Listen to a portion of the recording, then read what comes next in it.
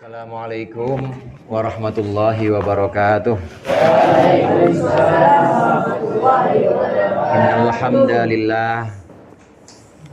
Innal hamdalillah nasta'inuhu wa nastaghfiruh wa na'udzu billahi min syururi anfusina wa min sayyiati a'malina. May yahdihillahu fala mudhillalah wa may yudlil fala hadiyalah. Asyhadu an la ilaha illallah wahdahu la syarikalah wa asyhadu anna Muhammadan abduhu wa rasuluh. Allahumma salli ala sayyidina Muhammadin. Allahumma salli ala sayyidina Muhammadin. Allahumma salli ala sayyidina Muhammadin. Abdika wa nabiyyika wa rasulika an-nabiyyil ummiyyi wa ala alihi wa sahbihi wa sallim taslima biqadri azamati dzatika fi kulli waqti wa hin. Amma ba'd. Segenap Dewan Guru, Bapak Haji Ahmad Al-Fikri, Bapak Ustadz Haji Rahmatullah, Bapak Adi, Bapak Bagai, para Ibu Ustadzah, Ustadzah Hajah Nurlailah, Ibu Rohimah, Ibu Tri, Ibu Rahmawati, dan anak-anakku sekalian yang berbahagia. Alhamdulillah malam hari ini kita bisa melaksanakan kembali rutinan kita pembacaan Ratib Al-Haddad, yang mudah-mudahan ini termasuk bagian dari wirid, bagian dari zikir-zikir yang bisa menjaga kita, keselamatan kita hingga nanti kita kembali lagi ke rumah. Amin. Amin. Ya Rabbal Amin. Amin. Ya Rabbal Amin. Sebagaimana kita tahu bahwa setiap amalan-amalan kita, setiap bacaan-bacaan kita itu pasti ada dampaknya, pasti ada bekasnya. Namun sebelum kita masuk kepada pembahasan tentang bacaan-bacaan yang ada pada Ratibul Haddad, saya tanya dulu, dalam bacaan Ratibul Haddad ayat yang pertama dari Al-Quran itu yang dibaca ayat apa namanya? Ayat apa? Ayat apa? Nah, kemudian setelah itu apa? Setelah itu apa? Iya, dua ayat terakhir dari surat Al-Baqarah. Kemudian pertanyaan berikutnya, penyusun dari Ratib yang kita baca ini namanya siapa? Namanya siapa? Siapa namanya? Sayyid Abdullah bin Alwi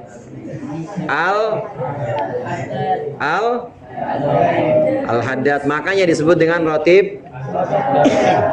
Disebut dengan Ratib apa? Disebut dengan Ratib Al-Haddad. Anak-anakku sekalian, para ibu dan bapak Dewan Guru yang dirahmati oleh Allah, coba handphonenya ditaruh dulu, jangan ada yang megang handphone semuanya. Bacaan kita sudah selesai. Bacaan kita sudah selesai, nggak ada yang perlu kamu lihat lagi di handphone, karena udah selesai bacaannya. Bacaan-bacaan yang sudah kita lihat tadi di Ratib Al-Haddad, bahkan semua baca-bacaan, semua ibadah bahkan kita dianjurkan untuk memulainya dengan ta'awudz. Hampir di sebagian besar ibadah kita mulai dengan ta'awudz. Kalian tahu apa itu ta'awudz? Gimana bunyinya ta'awudz itu? A'udzu billahi minasyaitonir rajim. Apa artinya? Aku berlindung kepada Allah dari setan yang. Nah, anak-anak sekalian, ta'awudz ini bukan hanya sekedar doa memohon perlindungan. Ta'awudz ini merupakan satu ikrar, merupakan satu pernyataan kita. Kita udah tanda tangan kontrak kepada Allah. Kalau kita menyebutkan a'udzubillah, itu artinya aku berlindung kepada Allah. Artinya kita sudah benar-benar berjanji, kita sudah benar-benar berikrar bahwa aku hamba, aku nggak bisa apa-apa, aku lemah, dan bahwa yang kuat siapa? Yang kuat adalah Allah. A'udzu ini bukan hanya sekedar aku berlindung kepada Allah, tapi merupakan satu ikrar, merupakan satu kontrak, perjanjian bahwa aku lemah, aku tidak bisa apa-apa, aku banyak dosanya, dan yang maha kuat, yang maha pengampun hanya Allah. Saat kita mengucapkan a'udzubillah, maka dalam hati kita berikrar, kita berjanji bahwa aku lemah ya Allah, dan yang kuat hanya Allah. Aku a'udzubillah, kita berikrar, kita berjanji, kita kemudian bersaksi bahwa aku ini kotor ya Allah, yang suci hanya Allah. A'udzu ini adalah pernyataan ikrar bahwa kita hamba dan Allah Tuhan kita. Kemudian yang kedua, a'udzubillahi minasyaitonirrajim. Aku berlindung kepada Allah dari apa? Dari setan yang terkutuk. Ikrar yang kedua, bagian yang kedua dari ta'awudz ini adalah sebuah pernyataan, sebuah perjanjian kontrak bahwa kita dan setan itu musuh. Sini ada yang saudaranya setan nggak? Kita saudara, mana orangnya? Justru itu kayaknya yang bersuara tadi justru saudaranya setan itu. Minasyaitonirrajim, aku berlindung kepada Allah dari setan yang terkutuk. Ini adalah ikrar perjanjian bahwa setan adalah musuh kita. Setan bukan saudara kita. Setan bukan teman dekat kita. Kalau ada yang ngajak nggak sholat subuh, ntar aja masih ngantuk, berarti itu dia temennya setan. Kalau ada yang udah jelas-jelas udah mulai gelap, kemudian suara tarhim atau suara azan udah hampir dikumandangkan, tapi masih main sepeda aja, berarti itu ada yang jadi temennya setan. Ada anaknya di sini yang begitu. Padahal kita udah janji bahwa minasyaitonir rajim. Aku berlindung kepada Allah dari setan. Artinya setan sama kita saudara apa musuh? Musuh. Mulai besok jangan turutin lagi setan.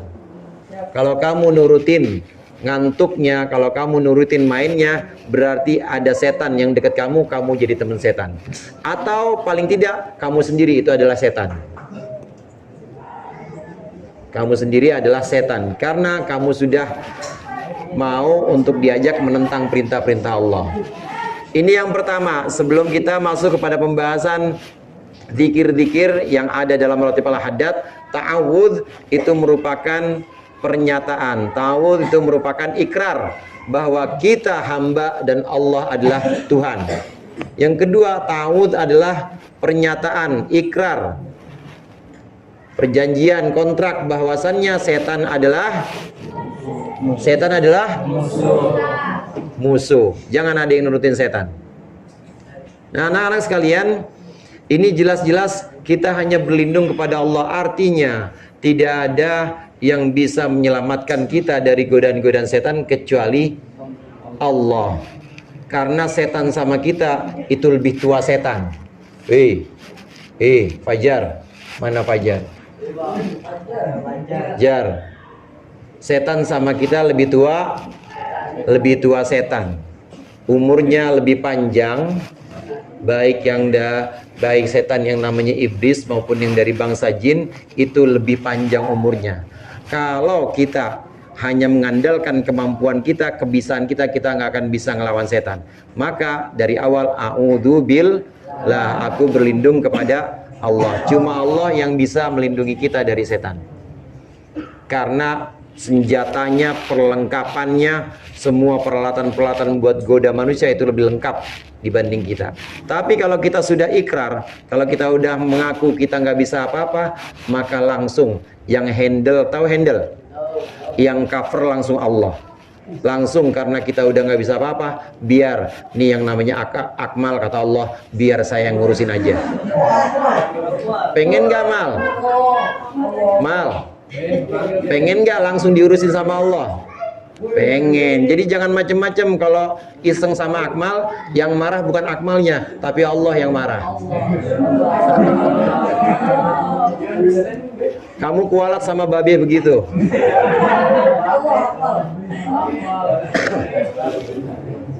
Kemudian yang kedua kita masuk kepada bacaan setelah ayat kursi dan dua akhir surat Al-Baqarah. Coba bacaannya ingat nggak? La ilaha illallah wahdahu la syarika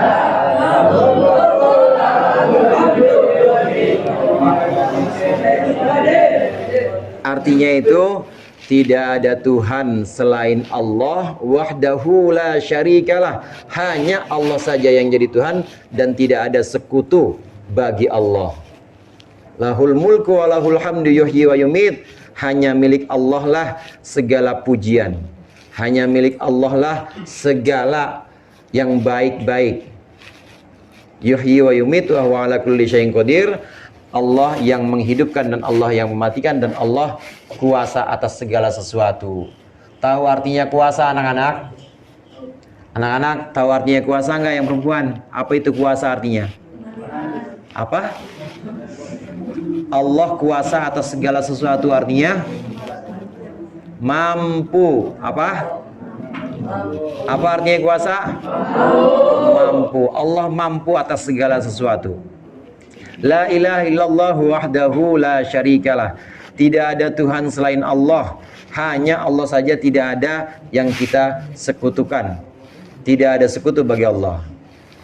Anak-anak yang berbahagia, kalau kita sudah menyatakan tidak ada sekutu bagi Allah, maka tidak ada yang boleh dijadikan sebagai sekutu atau teman yang kita anggap bisa menyelamatkan kita selain Allah. Ya Hafiz, yang bisa menyelamatkan kita hanya Allah, karena kita sudah yakin la syarikalah, tidak ada sekutu bagi Allah. Hanya milik Allah lah segala pujian, lahul hamdu. Ini sering kita dengar, cuma kita ubah aja. Biasanya kita mengucapkan alhamdulillah, tapi ini kemudian diubah jadi dhamir lahul hamdu. Jadi mubtada, jadi khabar muqaddam, mubtada muakhir, lahul hamdu ay lillahi alhamdu, hanya milik Allah saja segala pujian.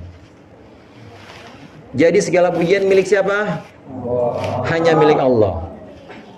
Dari sini kita, kalau ada yang memuji kita, waduh bacaan ratibnya cakep, enak banget kalau ngikutin bacaan ratib dia, langsung balik-balik lah, langsung dibalikkan lahul hamdu, hanya milik Allah saja segala pujian. Jadi jangan GR, jangan merasa bahwa ya gua bacaan rotibnya cakep, ya gua sholatnya rajin banget, ya saya emang udah keturunan, saya emang keturunan rajin. Nggak boleh, karena segala puji hanya milik Allah. Kalau kita dipuji sama teman kita, dipuji sama guru, atau dipuji sama orang lain, maka sebenarnya pujian itu milik siapa? Milik Allah, bukan milik kita. Milik siapa? Milik Allah. Hazami, ada orang misalnya, Hazami, masya Allah cakepnya, misalnya gitu.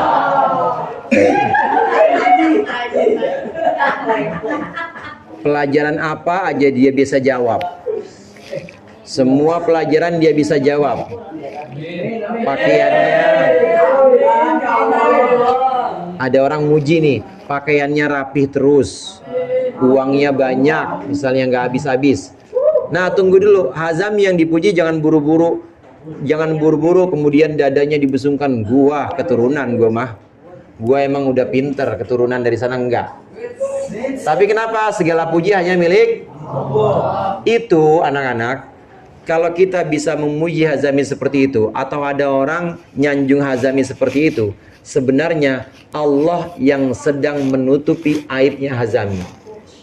Nggak tahu aja orang yang muji dia. Gimana Hazami kalau bangun tidur kebelet berak? Nggak tahu aja dia. Nggak tahu aja dia gimana Hazami kalau HP-nya rusak, nggak bisa pegang HP, kemudian sama orang tuanya diomelin, gimana mukanya kira-kira? Tapi sama Allah lagi ditutupin.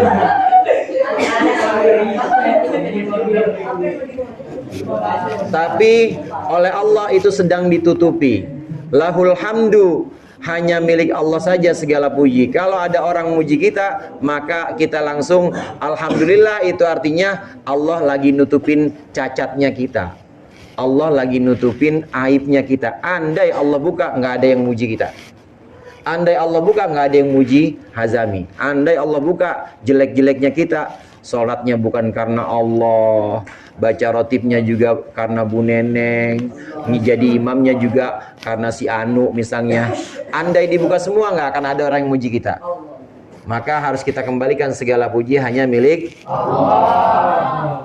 Yuhyi wa yumitu wa ala kulli syai'in qadir. Allah lah yang menghidupkan dan mematikan. Hidup dan mati kita itu hanya Allah yang memberikan hidup dan mati kita, dan Allah mampu atas segala sesuatu.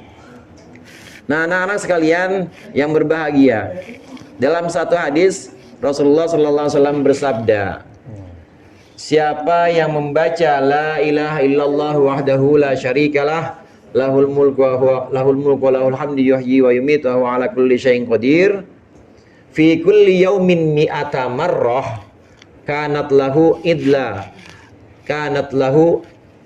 riqabin, kanat lahu idla raqabatin, wa kanat lahu asyru hasanatin, mi'atu hasanatin, maaf, wa kanat lahu mi'atu hasanatin, wa muhiyat anhu mi'atu sayyiatin.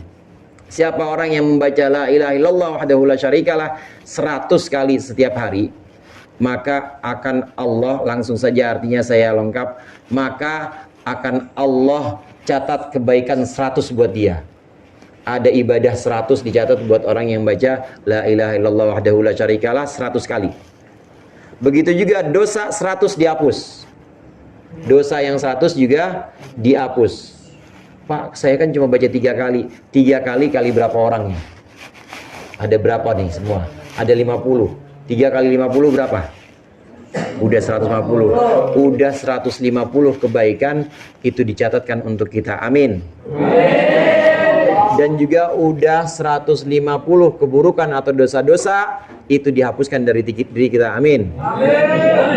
Tapi ini dosanya, dosa yang hubungannya dengan Allah.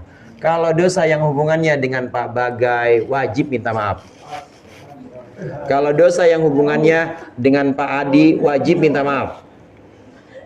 Nggak bisa dengan saya mau baca la ilaha illallah wa la syarika lah dihapus dosa saya, nggak bisa. Kalau dosa yang hubungannya dengan Bu Rohimah, wajib minta maaf. Demikian juga peraturan-peraturan tata tertib yang tadi sudah ditegaskan oleh Pak Fikri. Kalau kamu melanggar, maka itu nggak bisa dihapus dengan la ilaha illallah wahdahu la syarikalah. Tapi harus apa? Harus minta maaf. Oleh karenanya amalan-amalan ini baik dan bisa menghapuskan dosa-dosa kita, itu selama dosanya berhubungan dengan dosa kepada Allah. Tapi kalau dosa kepada manusia, maka harus minta maaf. Mungkin itu saja, mudah-mudahan bermanfaat. Dikurangnya saya mohon maaf.